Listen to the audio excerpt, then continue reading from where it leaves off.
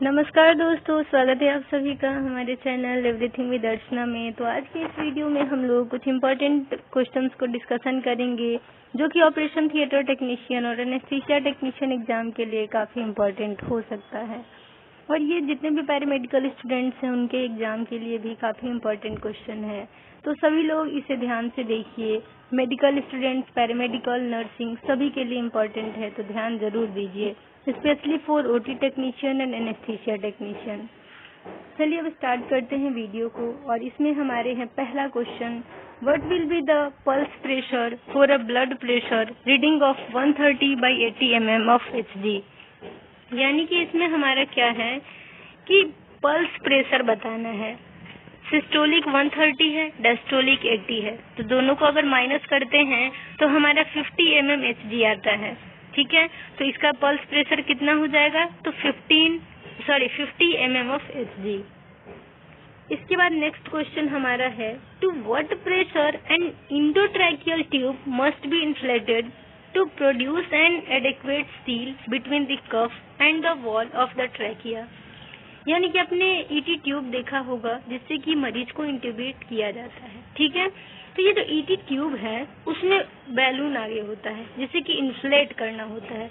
तो उसमें कितना प्रेशर हम लोग करेंगे कि वो जो है ट्रैकिया में एकदम फिक्स हो जाएगा। वो जो कफ हमारा है और ट्रैकिया का जो वाल है उसके बीच में कितना हम लोग को प्रेशर करना है कि वो एकदम फिक्स हो जाए वहाँ पे। तो ये हमारा है 18 mm ऑफ एचजी। कितना है, तो 18 mm एचजी जो है तो उसका प्रेशर होना चाहिए। ठीक है, in thyroidectomy a loop retractor retracts the, यानी थायराइडेक्टमी थायराइड रिमूवल सर्जरी अगर हो रहा है तो उसमें जो लूप रिट्रैक्टर है उसका यूज क्या होता है, यानी उसको किस चीज को रिट्रैक्ट करने के लिए यूज करते हैं। तो इसका राइट आंसर होगा स्टर्नोक्लियोडोमास्टॉइड मसल। ठीक है, लूप रिट्रैक्टर का इस्तेमाल करते हैं स्टर्नोक्लियोडोमास्टॉइड मसल को रिट्रैक्ट करने के लिए। इसके बाद हमारा नेक्स्ट क्वेश्चन है, who is considered as the father of modern digital programmable computers. यानी कि अभी मॉडर्न टाइम में जो डिजिटल प्रोग्रामेबल कंप्यूटर है, मेनली समझे तो जो कंप्यूटर के फादर हैं वो कौन है, तो आंसर है चार्ल्स बेबेज। चार्ल्स बेबेज है फादर ऑफ कंप्यूटर। ठीक है, इसके बाद नेक्स्ट हमारा है, which method should be use to open the airway in case of suspected cervical spine injury. यानी सी स्पाइन इंजरी हो रखा है, किसी को गर्दन में चोट आ रखी है, तो हम लोग हेड टिल्ट एंड चीन लिफ्ट मेथड से एयरवे को ओपन नहीं कर सकते हैं क्योंकि यहाँ पे स्पाइनल इंजरी है।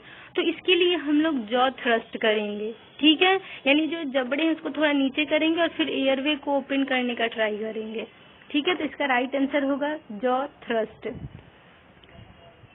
इसके बाद हमारा नेक्स्ट क्वेश्चन है, the force maintaining primary structure of A protein is called. यानी कि प्रोटीन का जो स्ट्रक्चर है, जैसे कि हम लोग जो है बहुत सारे आटे को या कहीं तो बहुत सारे मोतियों से एक माला बनाते हैं। ठीक है, बहुत सारे मोतियों से एक माला बनता है, तो वो जो एक फोर्स है जो कि उनको एक दूसरे में बांधे रख रहा है वो क्या है, वो धागा है। उसी तरीके से यहाँ पे जो पेप्टाइड बॉन्ड्स होते हैं वो प्रोटीन के स्ट्रक्चर को बांधे रखते हैं। तो यहाँ पे पेप्टाइड बॉन्ड जो है वो राइट आंसर होगा। इसके बाद हमारा नेक्स्ट क्वेश्चन है, the primary cause of depletion of ozone is the presence of in the atmosphere. यानी कि सबसे क्या है, प्राइमरी यानी सबसे मेन कारण क्या है, जो हमारा ओजोन लेयर है, ओजोन जो हमारा लेयर है हमारे एटमॉस्फेयर में उसका डिप्लीशन हो रहा है, कमी हो रहा है, उसमें खराबी हो रही है। तो उसका मेन कारण क्या है, तो ये है CFCS गैस, यानी क्लोरोफ्लोरोकार्बन जो गैस है उसके कारण। क्योंकि आजकल मॉडर्न जमाना हो गया है, बहुत ही सुविधाएं हैं, एसी, कूलर, तरह तरह के फ्रिज, तरह तरह की चीजें लोग इस्तेमाल कर रहे हैं जिससे कि रेडिएशन निकल रहा है, बहुत हार्मफुल गैसेज निकल रहे हैं जिससे कि हमारे एटमॉस्फेयर में बहुत ज्यादा ही नुकसान हो रहा है। तो इस क्वेश्चन का राइट आंसर होगा क्लोरोफ्लोरोकार्बन। इसके बाद नेक्स्ट क्वेश्चन है, when is national earth day celebrated. तो नेशनल अर्थ डे, ठीक है, राष्ट्रीय पृथ्वी दिवस कब मनाया जाता है? तो इसका राइट आंसर होगा 22 अप्रैल, यानी 22 अप्रैल को, यानी 22 अप्रैल को हमारा मनाया जाता है नेशनल अर्थ डे। इसके बाद नेक्स्ट क्वेश्चन है, which of the following is known as laughing gas? कौन सा गैस है जिसको कि लाफिंग गैस के नाम से जाना जाता है? तो इसमें हमारा राइट आंसर होगा नाइट्रस ऑक्साइड, यानी कि N2O। N2O है लाफिंग गैस। नेक्स्ट क्वेश्चन है, what is the colour of nitrous oxide gas cylinder? यानी नाइट्रस ऑक्साइड का जो सिलेंडर है उसका कैसा कलर होता है? तो राइट आंसर है ब्लू कलर। कैसा होगा? तो ब्लू कलर का नाइट्रस ऑक्साइड गैस का सिलेंडर होगा। इसके बाद नेक्स्ट क्वेश्चन है, एल्डोस्टेरोन रेगुलेट्स। एल्डोस्टेरोन जो है वो किसको रेगुलेट करता है? तो यूरिन कंसंट्रेशन को एल्डोस्टेरोन जो है वो रेगुलेट करता है। इसके बाद नेक्स्ट क्वेश्चन है, an intravenous solution of 0.45% sodium chloride is. यानी 0.45% जो सोडियम क्लोराइड है, जो NaCl है, वो किस तरीके का सॉल्यूशन है? तो ये हमारा हाइपोटोनिक है। तो राइट आंसर होगा हाइपोटोनिक। अब हमारा नेक्स्ट क्वेश्चन है, a habitat is home to many organisms and destroying a habitat effect. यानी कि एक जगह है जो कि बहुत सारे ऑर्गेनिज्म को आवास देती है और उसी आवास में वो डिस्ट्रॉय भी होते हैं। तो वो क्या है हमारा? तो ये है बायोडाइवर्सिटी। ठीक है। इसके बाद हमारा नेक्स्ट क्वेश्चन है, which is an intrinsic risk factor that places the client at risk for pressure ulcers. यानी कि क्या कारण है, ठीक है, वो भी इंट्रिंसिक, आंतरिक कारण, जिसके कारण मरीज को, यानी जो क्लाइंट है उसको ये चांस होता है, रिस्क होता है बहुत ज्यादा कि उसे प्रेशर अल्सर हो जाए। ठीक है। प्रेशर अल्सर का मतलब एक ही जगह बैठे हैं तो कमर में छाले, घाव हो जाते हैं। वही अगर ध्यान ना दिया जाए तो वो अंदर तक एकदम नुकसान पहुंचा देता है, हड्डियों तक पहुंच जाता है। सर्जरी की भी नीड होने लगती है फिर, अगर ज्यादा सीरियस हो जाए तो ये प्रेशर अल्सर बनने के लिए कौन सा रिस्क फैक्टर है? तो इसमें हमारा आंसर होगा इम्पेयर्ड टिश्यू परफ्यूजन। इसके बाद नेक्स्ट क्वेश्चन है, the instrument use to retract the skin edges, blood vessels, nerves and abdominal wall. यानी कौन सा ऐसा इंस्ट्रूमेंट है जिसका इस्तेमाल करते हैं स्किन एज को, स्किन के किनारों को, ब्लड वेजल्स को, नर्व्स को और एब्डोमिनल वॉल को रिट्रैक्ट करने के लिए? तो राइट आंसर होगा लैंगेनबैक रिट्रैक्टर। तो क्या है लैंगेनबैक रिट्रैक्टर? इसके बाद नेक्स्ट क्वेश्चन है, the pollutant standard index is related to. यानी पॉल्यूटेंट स्टैंडर्ड इंडेक्स जो है वो किससे जुड़ा हुआ है? तो ये हमारा है एयर पॉल्यूशन से जुड़ा हुआ। इसके बाद नेक्स्ट क्वेश्चन है, what mixture of gases is used in general anaesthesia. General anaesthesia जिसमें मरीज को पूरी तरह से बेहोश कर दिया जाता है, सुन्न कर दिया जाता है, तो उसमें कौन सा गैस का मिक्सचर यूज करते हैं? तो मेनली ऑक्सीजन और नाइट्रस ऑक्साइड का मिक्सचर इस्तेमाल किया जाता है। नेक्स्ट क्वेश्चन है, when the environment protection act came into force in India. यानी एनवायरमेंट प्रोटेक्शन एक्ट जो है कब भारत में आया था? ठीक है। तो 1986 में ये रूल जो है वो एकदम काम में आने लगा। ठीक है। इसको लोग मानने लगे। इसके बाद नेक्स्ट क्वेश्चन है, व्हाट इज कैप्नोमेट्री। कैप्नोमेट्री क्या है? तो इसका राइट आंसर होगा the measurement of end tidal CO2। यानी कार्बन डाइऑक्साइड के वॉल्यूम को मेजर करने के लिए कैप्नोमेट्री का यूज किया जाता है। CO2 यानी कार्बन डाइऑक्साइड को मेजर करने के लिए। नेक्स्ट है, कोल कैल्सीफेरोल इज सिंथेसाइज्ड इन। यानी कोल कैल्सीफेरोल जो है वो कहाँ पे सिंथेसिस होता है, कहाँ बनता है? तो ये हमारी स्किन में बनता है। ठीक है। तो ये क्वेश्चन बहुत इंपॉर्टेंट है। स्किन में हमारा कोल कैल्सीफेरोल जो है वो सिंथेसिस होता है, ये आप याद रखिएगा। इसके बाद नेक्स्ट क्वेश्चन है, which of the following is not considered a portal of entry for bacteria. इसमें 4 ऑप्शन दिए गए हैं जिसमें कि हमारा इंटेक्ट स्किन राइट आंसर है। इंटेक्ट स्किन यानी कि जहाँ कोई भी कटा या कहीं खरोच नहीं हो, कहीं चोट न हो, यानी जो नॉर्मल हमारा शरीर है जहाँ पे ना ही कोई कटा है, ना ही कोई निशान, मतलब ना ही कोई घाव है, ठीक है, जहाँ से कि अंदर बैक्टीरिया एंटर कर सके। तो वैसी इंटेक्ट स्किन जो है वो हमारा क्या है, बैक्टीरिया को एंट्री नहीं देगा। ठीक है, तो राइट आंसर इसका आप समझ गए कि इंटेक्ट स्किन है। आंख से भी एंट्री कर सकता है, मुंह से भी एंटर कर सकता है, नाक से भी एंटर कर सकता है, लेकिन स्किन के अंदर वो कैसे जाएगा जब तक वहां पे हमारा कटा नहीं होगा। इसके बाद नेक्स्ट क्वेश्चन है lactam lactim interconversion is an example of. Lactam lactim जो इंटर कन्वर्जन है वो किसका एग्जाम्पल है, तो राइट आंसर होगा टॉटोमेरिज्म का। नेक्स्ट क्वेश्चन है computer program that converts assembly language into object code is known as.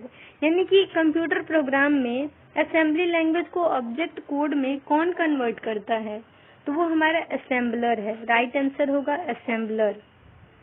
इसके बाद नेक्स्ट क्वेश्चन है what type of immunity occurs when a person is given an injection of immune serum.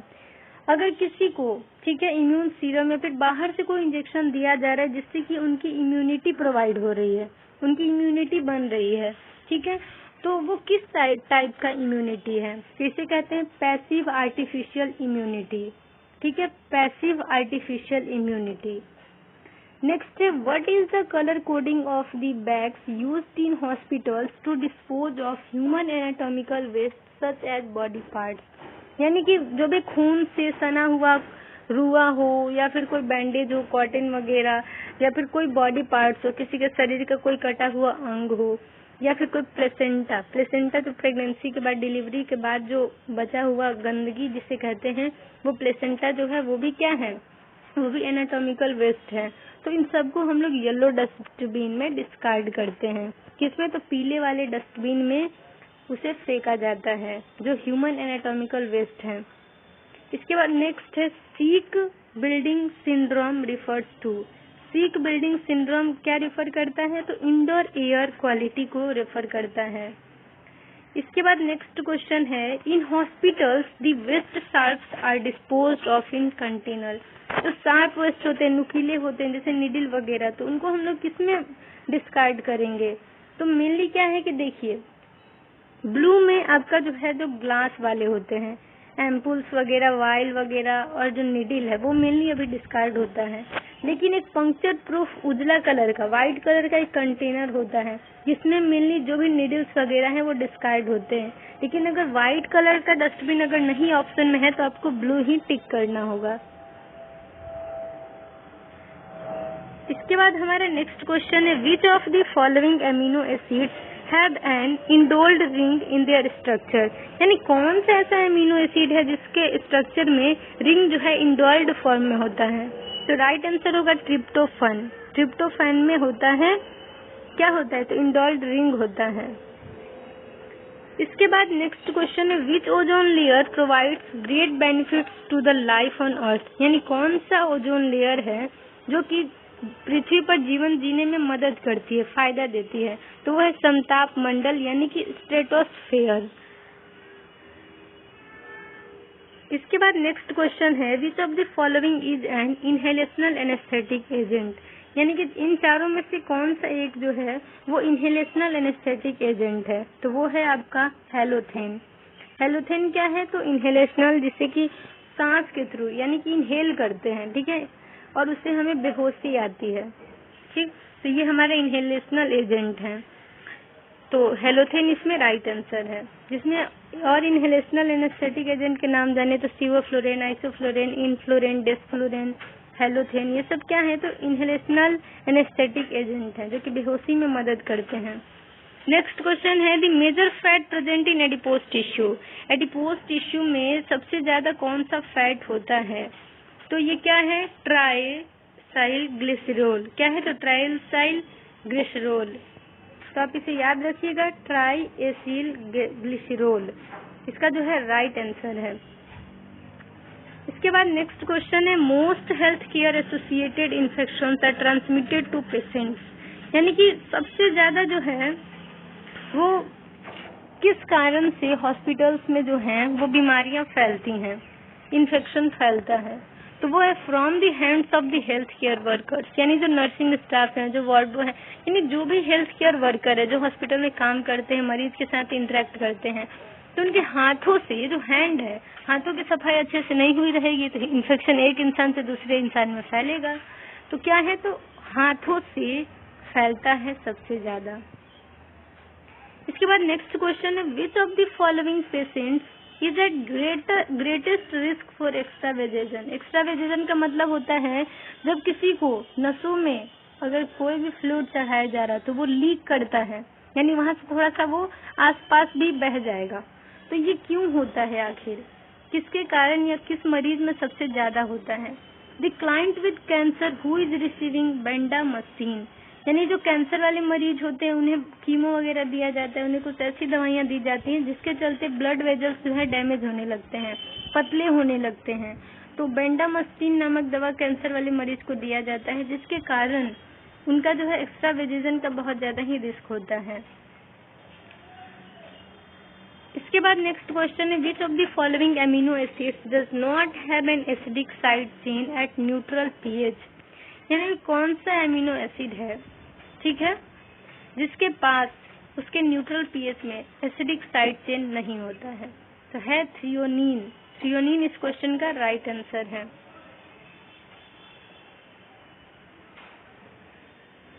Which of the following is not the property of oxygen, यानी कि इनमें से कौन सा oxygen का प्रॉपर्टी नहीं है?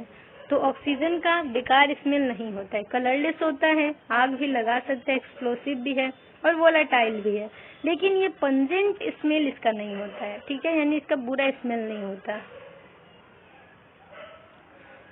इसके बाद नेक्स्ट क्वेश्चन है, what should be rate of compressions पर minute while providing chest compressions in CPR, कार्डियोपुल्मोनरी रिससाइटेशन यानी BLS के प्रोसीजर में, ठीक है, यानी कार्डियक अरेस्ट के चांस में क्या होता है कि से किसी का जैसे कोई अचानक से गिर गया कहीं पे और एकदम उसकी पल्स और ब्रीदिंग नहीं मिल रही है, तो उस टाइम में आपको जो है ये सस्पेक्ट कर लेते हैं हम लोग कि क्या होता है कि उनको कार्डियक अरेस्ट आ रखा है। ऐसा होता है कि कार्डियक अरेस्ट ही आया रहता है जिसमें पल्स और उनका ब्रीदिंग ना मिल रहा हो, बॉडी ठंडी पड़ रही हो, तो इसके लिए CPR स्टार्ट करते हैं, ठीक है, सर्कुलेशन को फिर से स्टार्ट, मतलब सर्कुलेशन आए और ऑक्सीजन वगैरह सप्लाई हो इसके लिए, तो इसके लिए कॉम्प्रेशन और वेंटिलेशन देते हैं। तो पूछ रहा है कि कितने कॉम्प्रेशन देंगे 1 मिनट में, तो लगभग ये 100 to 120 पर मिनट होता है, लेकिन 120 पर मिनट इसका राइट आंसर होगा, ठीक है। नेक्स्ट क्वेश्चन है, Vipul procedure is performed in the case of, Vipul procedure किस केस में किया जाता है, कब किया जाता है, किस बीमारी में? तो अगर पेनक्रियाज का कैंसर है तो फिर किया जाएगा विपल प्रोसीजर।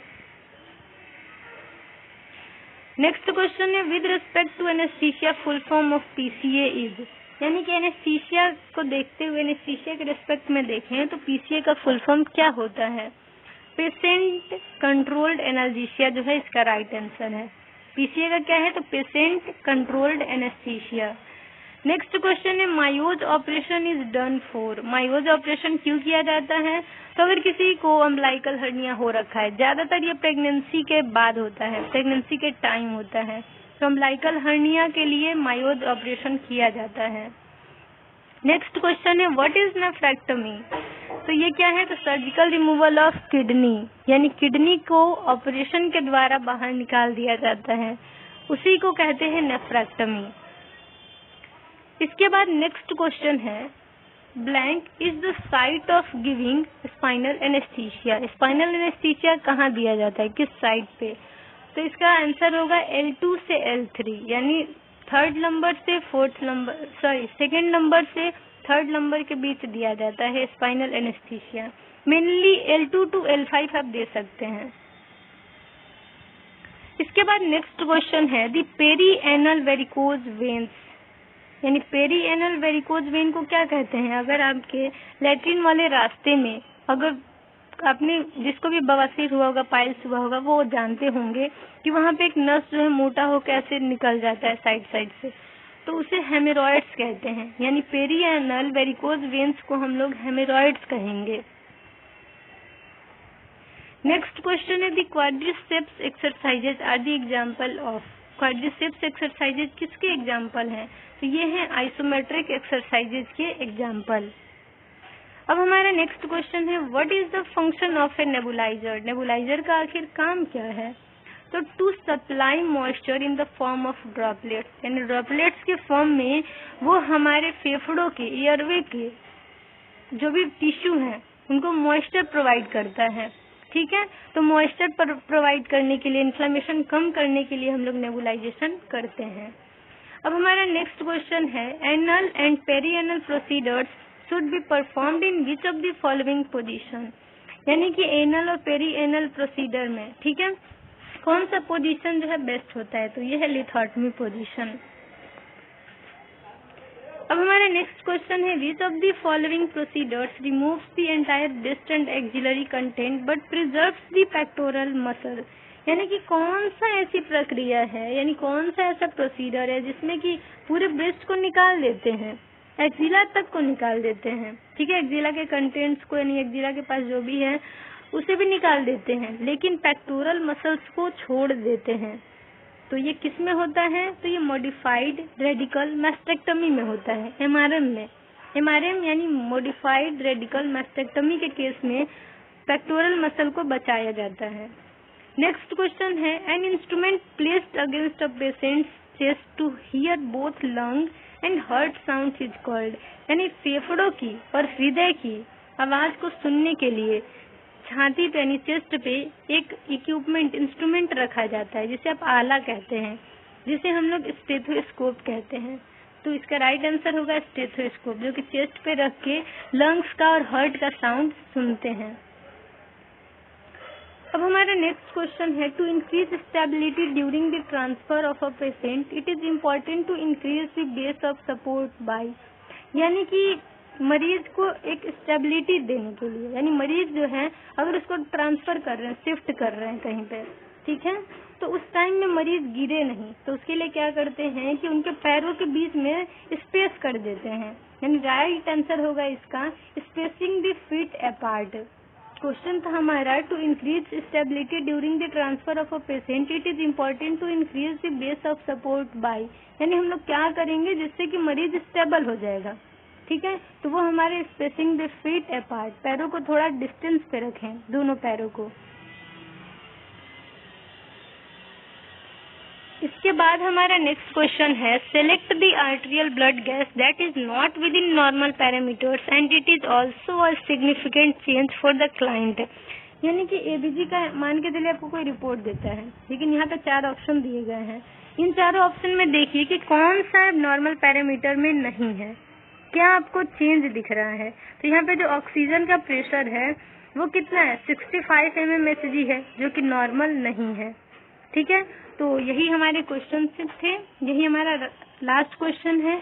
तो इसी तरह से इस वीडियो को यहीं पे एंड करते हैं और अब मिलते हैं नए वीडियो में नए कंटेंट के साथ। और अभी लंबी लंबी वीडियो बन रही है जिससे कि आप बोर नहीं होइएगा, क्योंकि अभी बहुत सारे बच्चों का एग्जाम जो है काफी नजदीक है, तो इसीलिए बहुत सारे क्वेश्चन जल्दी जल्दी डिस्कशन कर रहे हैं ताकि आपको एक आइडिया मिल जाए कि किस तरह का क्वेश्चन एग्जाम में पूछा जा रहा है। ठीक है, तो इसी तरह से वीडियो को एंड करते हैं and thank you for watching my video. Channel पर नए हैं तो चैनल को सब्सक्राइब कर दीजिए और बेल आइकन को प्रेस कर दीजिए। तो थैंक यू एंड बाय।